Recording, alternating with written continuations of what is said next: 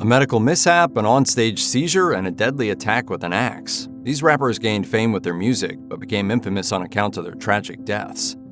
Presenting a gritty, visceral, and bleak depiction of urban New York life in the early 1990s, Mobb Deep helped define the East Coast gangsta rap sound of the era. The duo, consisting of Havoc and Prodigy, released 8 albums worth of material, including acknowledged hits and classics like Shook Ones Part 2 and Quiet Storm. Mobb Deep's Prodigy, born Albert Johnson, contended with chronic medical issues from infancy. As a baby, he was diagnosed with sickle cell anemia, wherein red blood cells change form and don't last as long as they should, leading to extremely painful blood flow problems as well as weakness and diminished motor skills. In June 2017, Prodigy performed at an outdoor hip-hop festival in Las Vegas, and the extreme heat triggered an episode that required hospitalization. That's common for sickle cell anemia patients, but while under medical supervision for that health issue, Prodigy choked to death. He was eating an egg, and part of it became lodged in his airway, killing the rapper. Prodigy was 42 years old. A producer, singer, and writer, as well as a rapper, Static Major was instrumental in the creation of some of the biggest and most era-defining hip-hop flavored hits of the late 1990s and early 2000s. He wrote Aaliyah's Are You That Somebody and Try Again, helped produce Genuine's Pony, and earned a featured artist credit on Lil Wayne's Lollipop, a Grammy-winning #1 hit in 2008.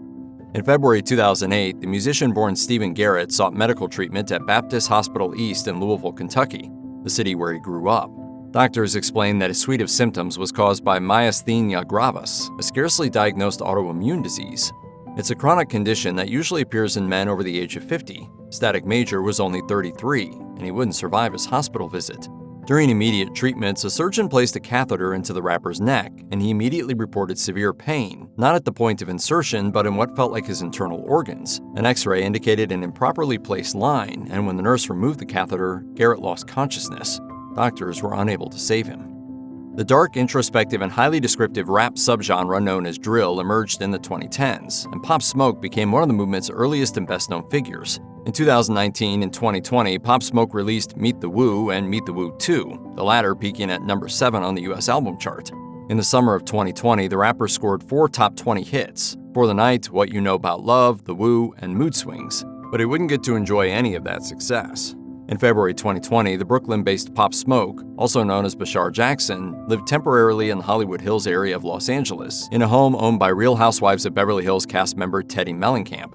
In the early hours of February 19, 2020, a group of 4 young men staged a home invasion with the intent to rob the house and the rapper. During the altercation, one of the masked intruders shot Jackson. Suffering mortal wounds in the attack, the rapper was taken to Cedars-Sinai Medical Center, where his death was declared. Pop Smoke was 20 years old. While the rapper's death was undoubtedly tragic, the bizarre aspect was the part that social media had enabled the home invaders to locate Pop Smoke. We showed police social media posts that appear to show Pop Smoke and a friend posing in front of the home yesterday.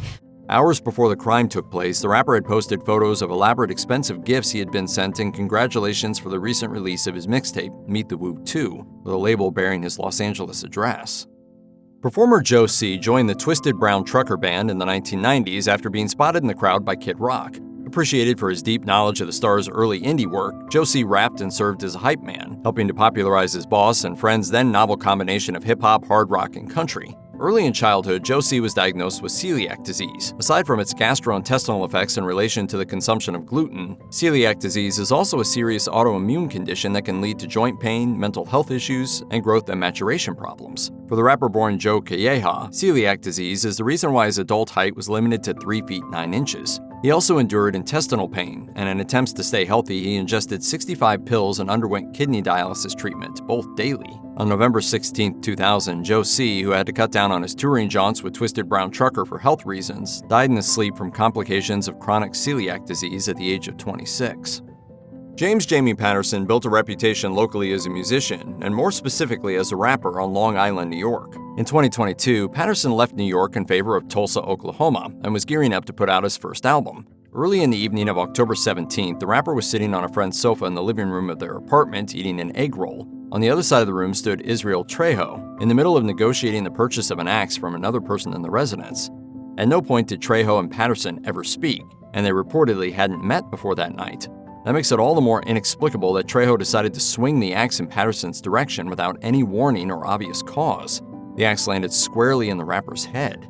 The unprovoked attack really the demonic aspect of this entire case is difficult to get out of your head.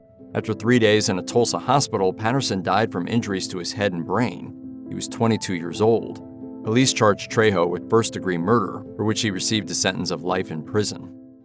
Atlanta's YSL Records is the home of many emergent trap rappers, including label founder Young Thug as well as Gunna and would-be superstar Lil Keed. In 2018, Lil Keed released 5 mixtapes, including Keed Talk to Him and Trapped on Cleveland 2, and he followed up regional success and accolades with some national long-form hits, Long Live Mexico and Trapped on Cleveland 3.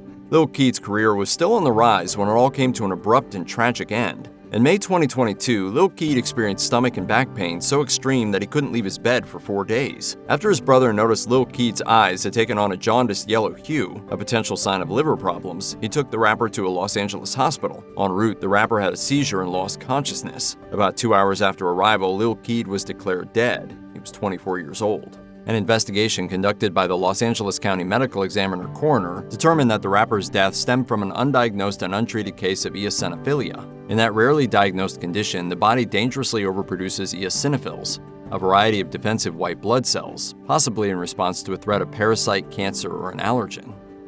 Ambitious and eager to see if he had what it took to be a rapper, the musician who called himself Indian Red Boy loitered at Los Angeles area recording facilities and waited for his chance. As his aunt Jasmine Rivera told University Times, he just went into the studio hoping someone would hear him out, and one day they did and let him record. The ascendant rapper ultimately recorded very little music before his untimely death. On the afternoon of July 8, 2021, Indian Red Boy sat in a parked car outside of an apartment complex in Hawthorne, California, near Los Angeles, to make an Instagram live video. As he spoke with his friend and influencer Capone, who was at another location, an unidentified man approached the car and opened fire. At least 12 gunshots could be heard in the live feed, broadcast out to the rapper's tens of thousands of followers. Hawthorne police arrived at the scene and found the rapper deceased in the driver's seat of his car, having sustained a number of gunshot wounds. The rapper, born Zarel Dijon Rivera, was 21 years old and the victim of what police believed to be a premeditated act.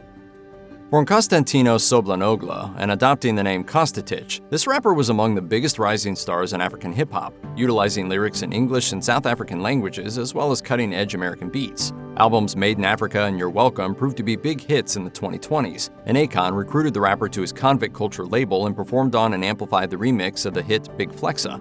Costa Titch was seemingly primed for big success outside of his home country.